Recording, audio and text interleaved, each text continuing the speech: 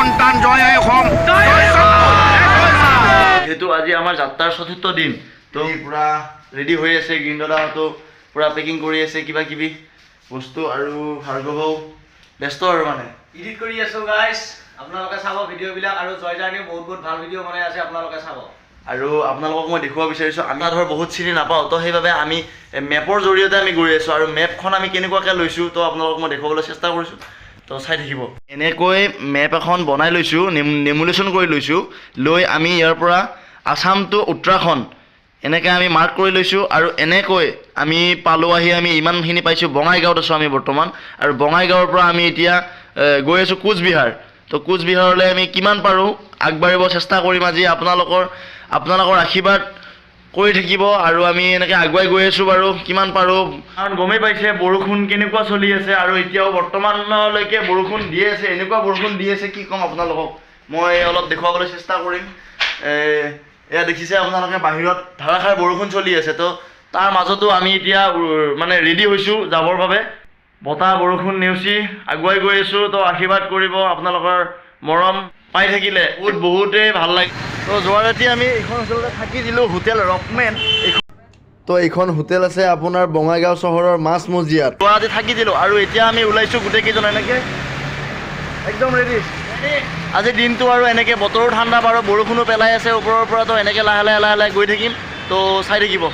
তো বৰষুণো বহুত দি আছে আৰু বৰষুণৰ মাজতো আমি এনেকৈ ওলাই আহিছোঁ উপায় নাই কি কৰিব তো গাইজ আমি বঙাইগাঁও টাউনৰ পৰা ওলাই আহিয়ে আমি ৰিফাইনেৰী পাইছোঁ যি বঙাইগাঁৱৰ ৰিফাইনেৰী আমি আহি থকা অৱস্থাত মানে দাদাজনে মাতিলে আৰু দাদাজন একচুৱেলি ভূটানৰ হয় তো ভূটানৰ ইয়াতে দোকান আছে তো মাতিলে আমাক চাহ খাবৰ কাৰণে তো সেনেকৈ সোমাই আহিলোঁ আৰু এইখনে হ'ল ৰেষ্টুৰেণ্ট তো তেওঁলোকে এনেকৈ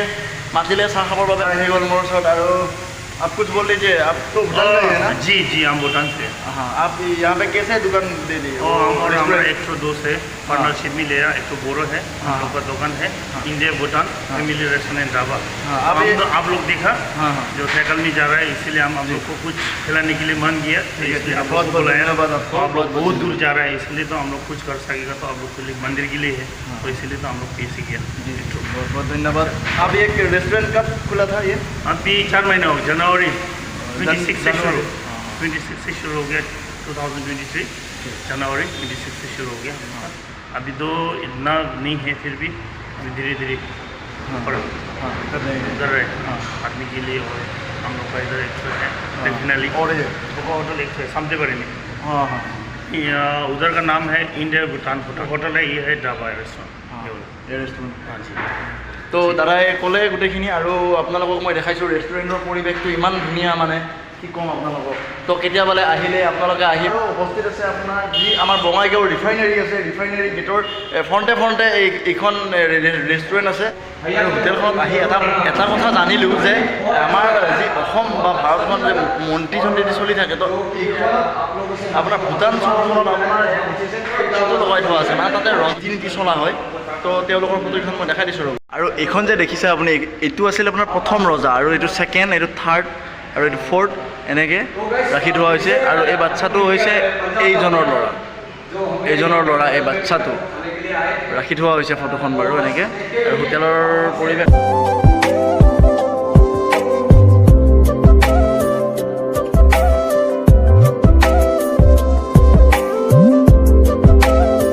তেওঁলোকে মানে কি ক'ম এওঁলোকক বহুতেই ধন্যবাদ কাৰণ এনেকৈ আমাক আহি থকা অৱস্থাত এনেকৈ খাবলৈ মাতিলে আৰু এনেকৈ পুৰি চুৰি দিছে কি ক'ম আৰু আপোনালোকক তো গাইজ ৰাস্তা দি আহি থকা অৱস্থাত এনেকৈ দাদাসকলে সুন্দৰকৈ মানে মাছ মাৰি থকা দেখিলোঁ আৰু দেখিয়ে এনেকৈ ৰখি দিলোঁ ৰখি মানে মাছ চাবৰ বাবে আহিলোঁ তো দেখুৱাই আছোঁ মাছ ৰ'ব আপোনালোকক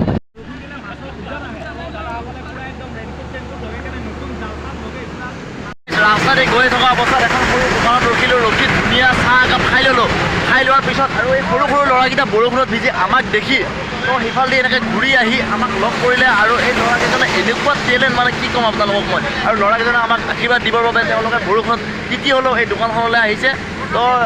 এই সৰু ল'ৰাকেইজনক বহুত ধন্যবাদ মোৰ ফালৰ পৰা বা আমাৰ টিমটোৰ ফালৰ